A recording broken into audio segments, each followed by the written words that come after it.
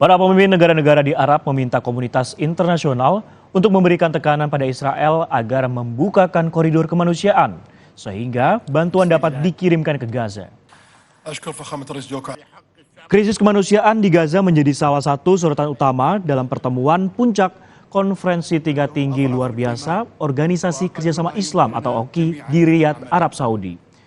Presiden Palestina Mahmud Abbas mengatakan rakyat Gaza telah menjadi sasaran brutal dan genosida.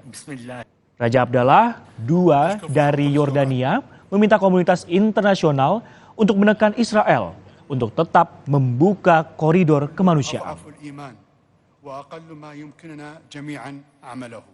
تعرض شعبنا الفلسطيني لأبشع عدوان وحشي بل لحرب إبادة لا مثيل لها على يد آلة الحرب الإسرائيلية الجبانة التي انتهكت الحرمات والقانون الدولي الإنساني وتخطت كل الخطوط الحمراء في قطاع غزة بقتل وجرح أكثر من 40,000 من المدنيين الفلسطينيين غالبيتهم من الأطفال والنساء والشيوخ علاوة على تدمير آلاف البيوت على رؤوس ساكنيهم. ولا يمكن السكوت على ما يواجه قطاع غزة من أوضاع كارثية تخنق الحياة وتمنع وصول العلاج، بل يجب أن تبقى الممرات الإنسانية مستدامة وآمنة، ولا يمكن القبول